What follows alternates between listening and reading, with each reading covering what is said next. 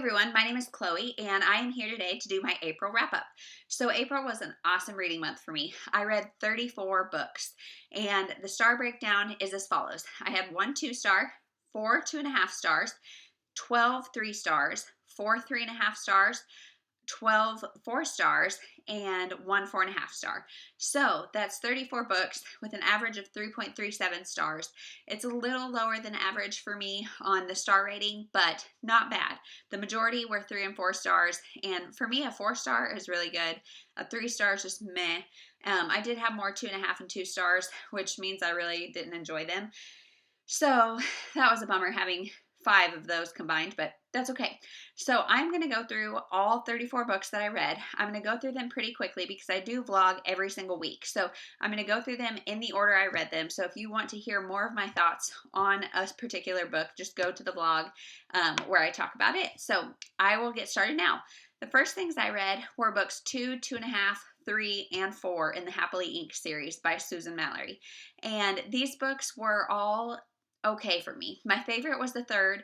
I think I actually gave that one 4 stars, but the rest of them were just 3-star okay books for me. There is a 5th one that just came out relatively recently, and I'm not sure if I'm going to read it or not. I probably will just because I'm a completionist, and there's 5 books. I might as well read one more. But so those were the first 5 or 4 books that I read.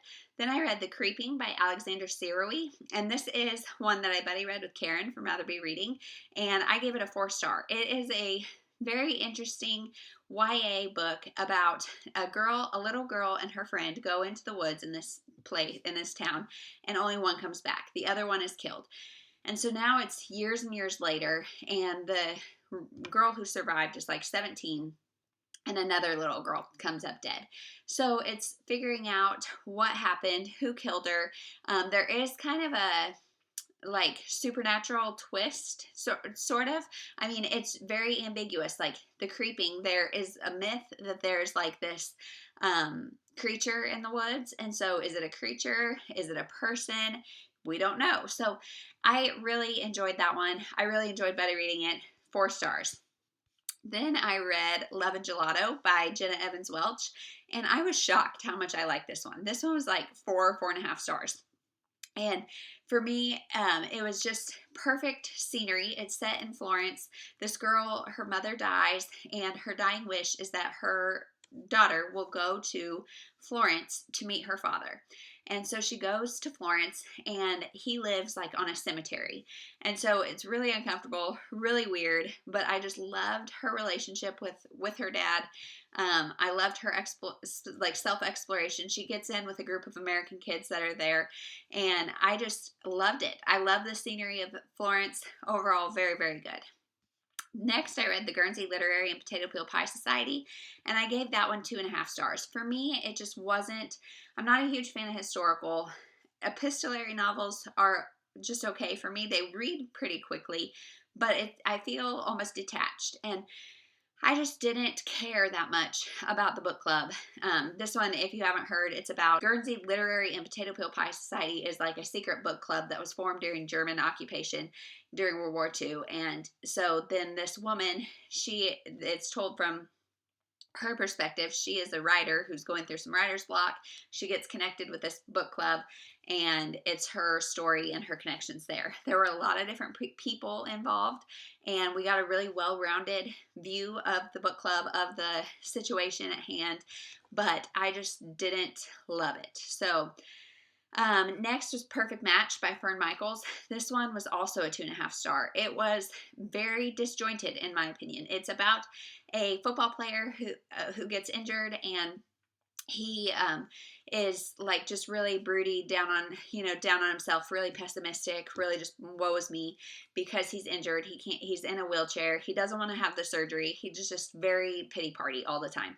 And his sister gives him her matchmaking business because she is going to go to Nashville to try to make it in the music business. So her assistant, her partner, kind of stays to help the brother. And so the first half is like their relationship, the business partner and her brother, well, and the, yeah, brother. And then the second half is the woman in Nashville and her husband and some stalker stuff going on and their stories. And then they don't really connect. Like in the end, it's like, okay, yeah, they're siblings and these are what's going on. And it just was very, very disjointed, not very interesting. Definitely something I'm not going to reread. So 2.5 stars on that. Then I read Buffalo Valley, which is the fourth in the Dakota series by Debbie McComber. I had read the first three recently, maybe last month, like March, and I just hadn't read number 4 because I had heard that it wasn't that good, but I gave it 3.5 stars, and I really liked it as a series completion, especially after reading the Happily Inc. series. I would say I like this Dakota series a lot better. So I think I appreciated it more maybe, but that one was 3.5 stars.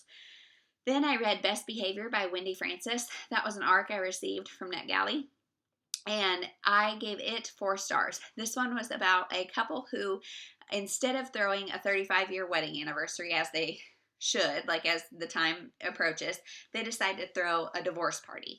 So they are throwing this divorce party, and their son is bringing his fiance, and it's the first time that the family will meet the fiance. And so it's told from the mother's perspective as well as the fiance's perspective, and I just thought it was really good. The divorce was not necessarily wanted by both people, and so there were some heartbreaking times. There was some good messages about just love and family, and I just really enjoyed that one.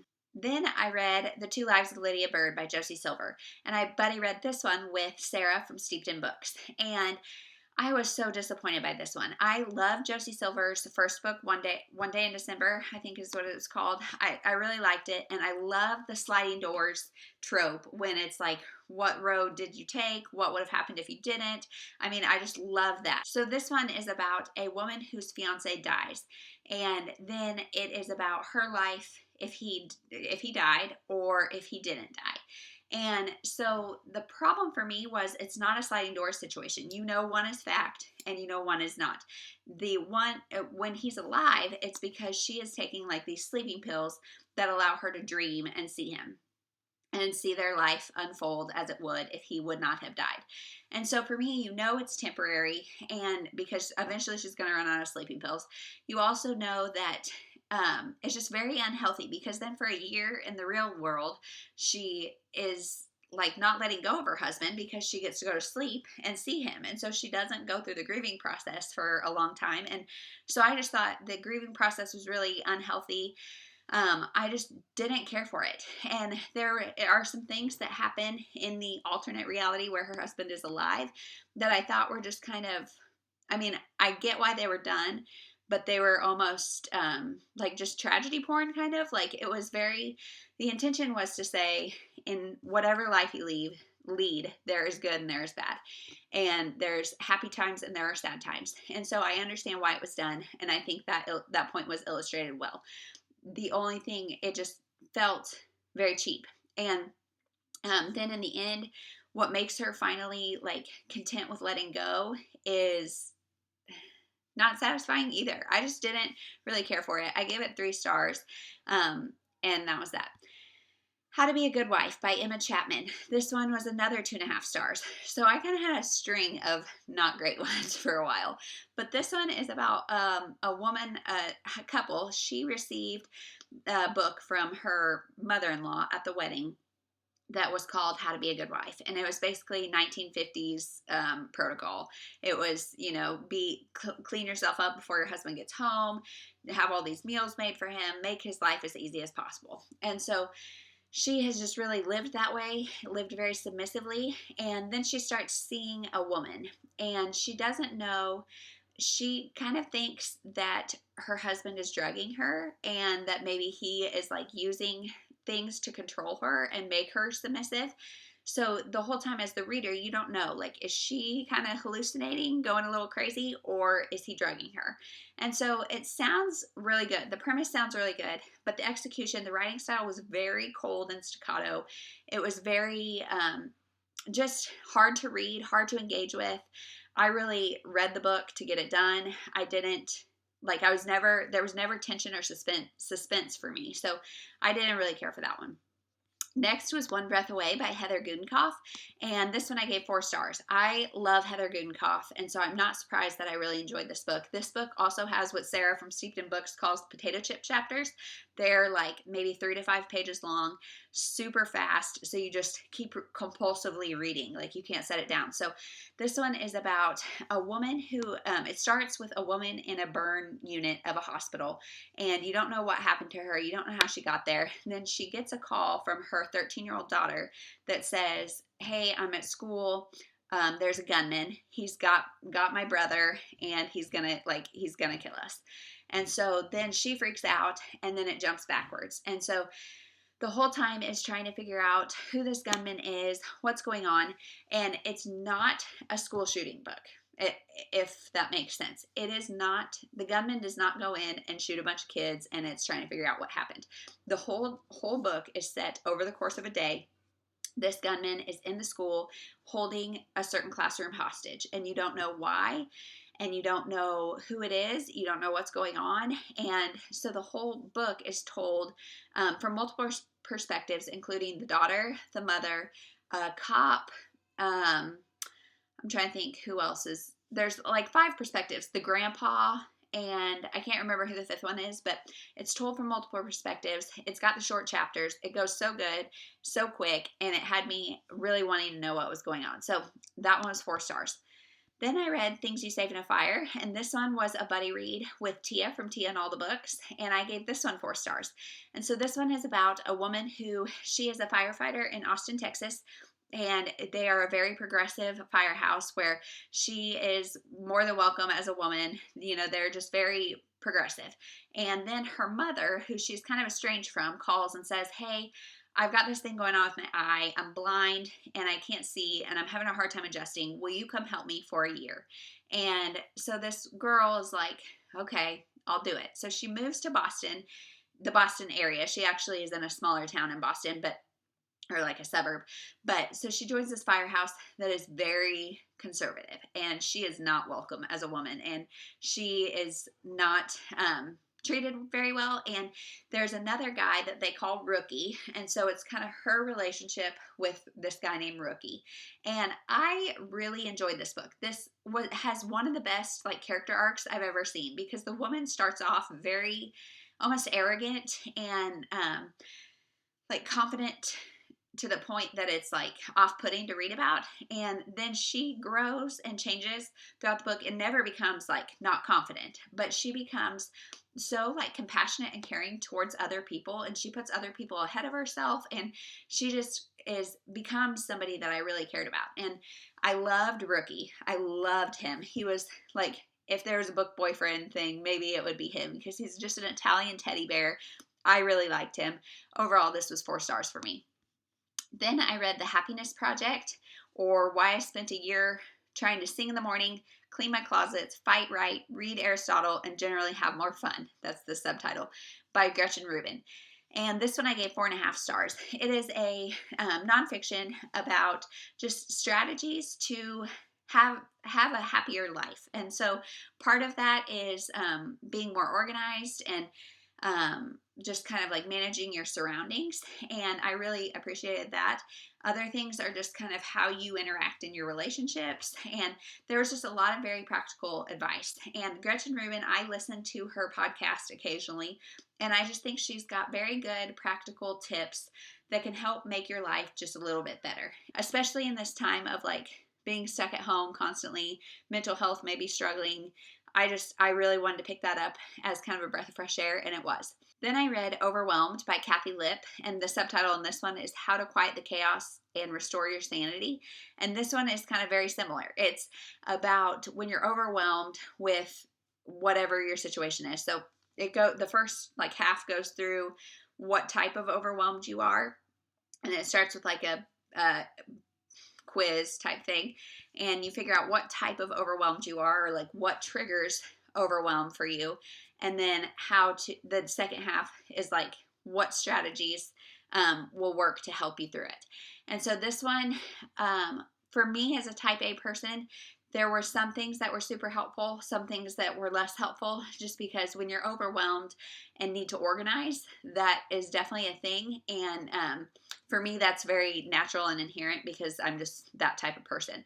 So I ended up giving this 4 stars. This one does have a heavily Christian message in it. So if that is not your thing, I would not suggest picking that one up. Next, I read The Woman Who Stole My Life by Marian Keyes. And this is one I read as a buddy read with my sister, and she hated it. I gave it 3 stars. I thought it was just okay. It was very, very long. And truthfully, I'm sitting here. I finished this on April 16th. Today is May 2nd, and I'm having a hard time remembering details. It's about a woman who kind of has like a POS husband, and then so things happen with them. They break up. She goes on to somebody else. It's told in 3 different timelines. And so one, she's like in a coma, and you don't know how or why. One is later and one's even later, and you don't really figure out the whole timeline until the end, so it's a little confusing throughout. And she's an author that is having kind of another dry period of her writing, and yeah, it was just okay. Next was The Last Breath by Kimberly Bell, and I have read one other one by Kimberly Bell, The Marriage Pact, maybe something like that. Not The Marriage Pact. I'll insert a picture because I can't think of what it's called. But this one, The Last Breath, I honestly can barely remember what happened. It's told from the perspective of a woman named Gia. Her dad was convicted of killing her stepmother. And so when she was like 18. And so now it's like 16 years later, she comes back to town. There's one journalist who thinks her dad didn't do it. And really, for me, this one was not a thriller. It was more of just a family drama and like a did he do it, did he not kind of background. But it was just, we hear a lot of the history of the stepmom and the relationship there, the family dynamics. And overall, it was just a 3-star book. It wasn't that great. It was just okay for me. Then I read the Queen of Babble series. So that's 3 books: Queen of Babble in the Big City, and Queen of Babble Gets Hitched. I thought these were like 3.5-star books. They're all by Meg Cabot, obviously.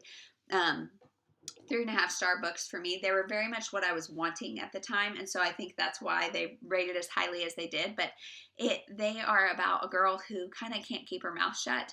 And so in the first one, she meets a boy, of course. In the second one, she meets a boy in Italy, because she goes to London to see a guy that she has been online dating, only met once. In fact, she doesn't even really know what he looks like. Gets there, and of course, it's a disaster. So then she goes to Italy, where her friend is, and she meets a different boy there, and it's their relationship. Then in the next one, it's all of her friends and stuff living in New York, and her relationship and stuff there. And then the third one, when Queen of Babel Gets Hitched, is when she gets married, obviously. And so this one was very similar to, like, if you like the Shopaholic series, if you like the Princess Diaries series.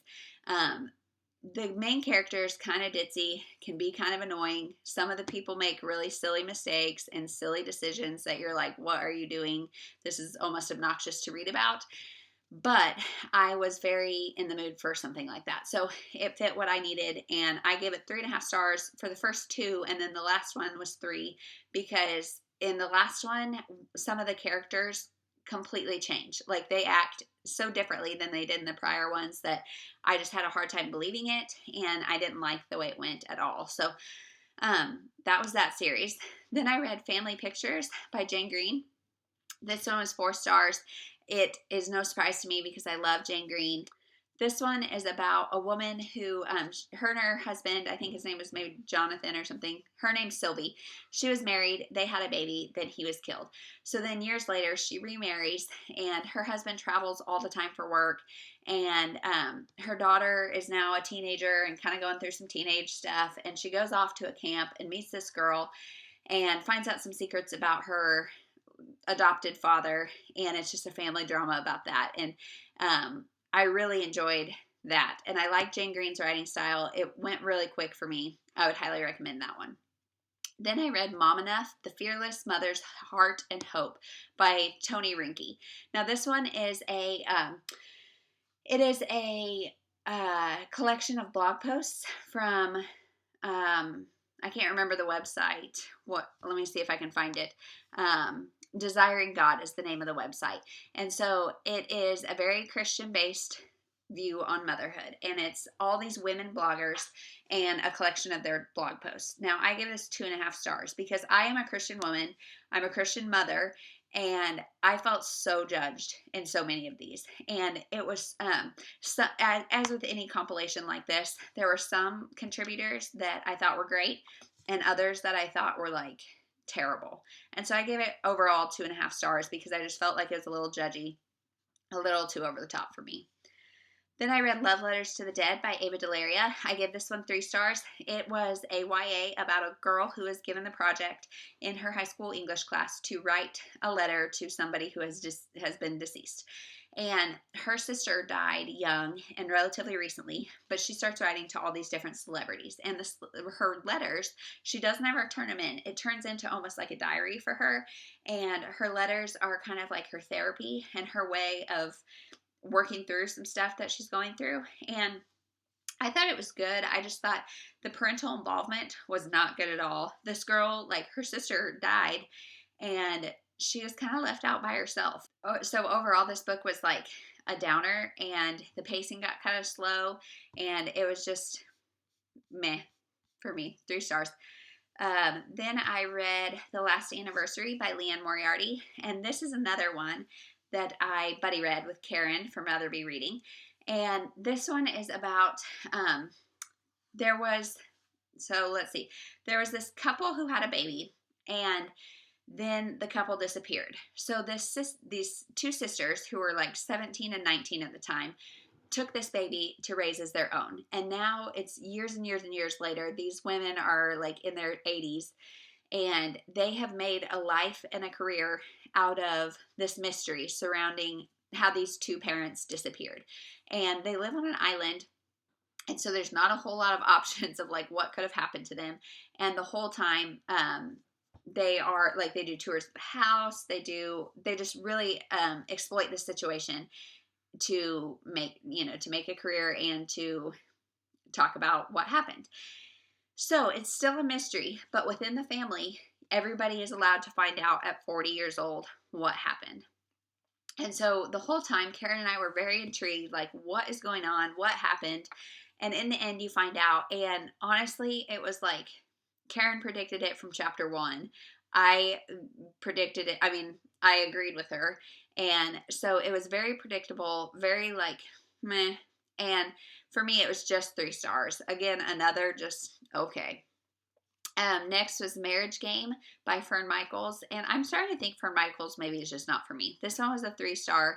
And it was very much like I finished it and was like, what the heck did I just read? It's about a woman who she gets married, goes on this 3-week honeymoon, and then comes home and her husband divorces her. And so she's going through the divorce proceedings and goes to meet with his lawyer and finds out that she is one of 11 women that he has done this exact same thing to, and he's currently engaged for the 12th time. So she is, just mind-boggled by that. Then it's later, and her model friend lives with her, and they are trying to become FBI agents. Well, they don't make it, and so they are just like down on their luck, whatever, go out for the night and decide to invite 4 of the other wives, or 3 of the other wives maybe, with them. And while they're there, they kind of get stalked by this guy who is like trying to recruit mercenaries for this like secret organization that does things that the government won't do. And so, she's like, okay, because they like to get FBI rejects. And so she's like, okay, we'll join. But these other 3 women are coming too. So, okay, they all go to this thing, and there's like a boot camp, and these women are running like 10 miles a day. Like, it's a hardcore boot camp, and they all just so happen to be in shape enough to do it. There's a guy in their group too, and it's almost set up like the Hunger Games or like Divergent and stuff, where it's like groups kind of fighting for themselves. And so it was really weird. I have no idea what it was like. I guess it was okay. 3 stars. It was just very like, what? What was the point of this book? Then I read Angel of Mercy by Lurleen McDaniel, and I gave this one 3 stars. This is about a girl who decides to forego her first year of college to get on this ship to go to Africa and help with medical needs. And so she does that. She meets this boy, and it's their relationship, her time in Africa, and that's about it. And so I liked this book. I really liked the African setting. I thought that it was very much like, it felt like a made-for-TV movie or something that they would show like in high schools. And it was very cheesy and very like over-dramatic kind of, and whatever. So that one was another 3-star, just okay. Then I read The Last Affair by Margot Hunt, and I read this one for Shelby from Shelby Taggart Reads and Kendra from Kendra Loves Books. They do a book club every month called Book Talks After Dark, and this was the choice for that. And this one is about a couple who start having an affair, and then it tells both of their stories, like their significant other, their spouses, their kids, all of that.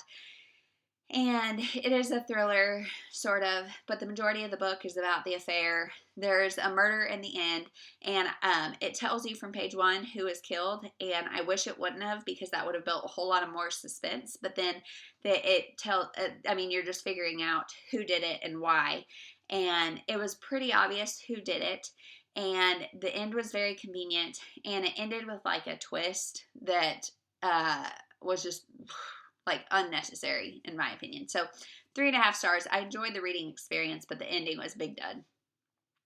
Then I read Her Perfect Life by Rebecca Taylor.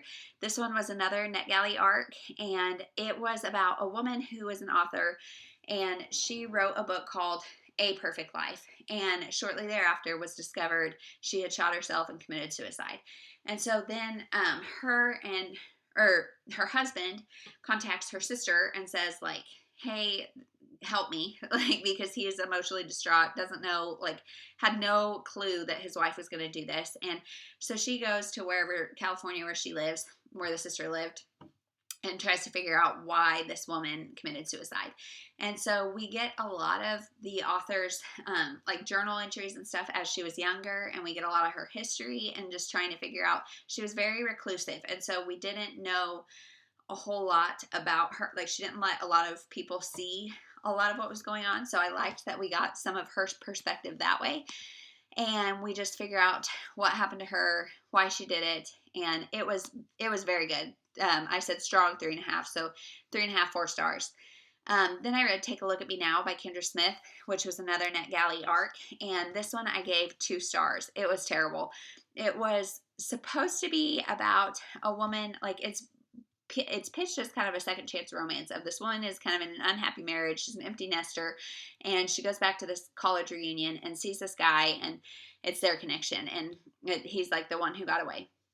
Well, this book instead was very like, first she goes to Bali because that's where her son is working in the surf shop. So she kind of has a thing with the surf shop owner. Then she comes back, and it's the guy, she's got her husband and the guy who got away, and it's those relationships. I didn't care about any of their relationships. And her husband, like, they all just like, all their relationships just like conveniently ended in weird like ways that are very unrealistic, very unemotional, very just like blah, blah. So 2 stars for me on that one.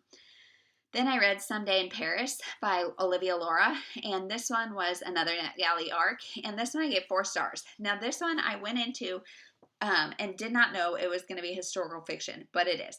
And so it starts as this woman telling her granddaughter about life and love, basically. She's just kind of having a conversation with her. And then it goes back and tells this woman's whole story. And she met this boy when she was a teenager. They bonded over a book, and they were just like soulmates. But then he didn't live there, so he left. And then it's just stories about how their lives like wove together in and out different times throughout life. And it was just a book that was constant like missed opportunities, and it was very good. I thought, like, I actually felt the love connection between them, which is kind of rare and hard to do in these kind of stories. And so I thought it was pretty well done, and I gave it 4 stars. Then I read The Waffle House on the Pier by Tilly Tennant, and this was another NetGalley arc, and I gave it 4 stars. It's about a girl who she's from this town called Seaside Bay, and her parents, her grandparents, and her brother all live there and like work in the kind of touristy like sect of life. And so she is living somewhere else trying to become a teacher, and she's like not sure if that's the right path for her or whatever. And so then she her grandfather dies, leaving her grandma to run the Waffle House all by herself. And so her grandma can't do that. She is, I think, like in her 80s. She needs some help. And so the family comes together and they're like, okay, what can we do here? So her brother and his wife have like a business of some sort that is very busy, so he can't do it. Her sister lives in New York and is like fully into her career, can't do it.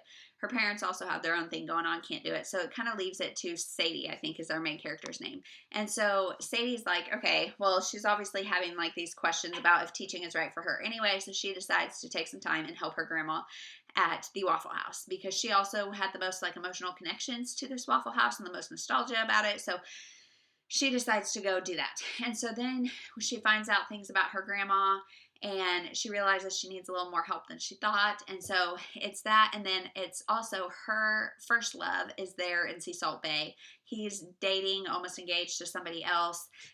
Then she meets this other guy in a really unfortunate situation. So it's a little bit of a love triangle, but it was just very cute. It was my first Tilly Tennant. I really enjoyed it and would highly recommend it. Then I read Lie and Lie Again by Stacey Wise. This was another NetGalley arc. This one doesn't come out until like November or something, but I give it 3 stars. It was not the best in my opinion. It's about 3 women. They all live in this apartment complex, and in the very beginning, there's a body at the bottom of the stairs, and we don't know who it is, how it got there, what's going on. So then we hear these 3 women's stories, and all 3 women are like varying degrees of dark. One is a mother. She has 2 kids. She's married to this wannabe actor, and she is pretty wholesome.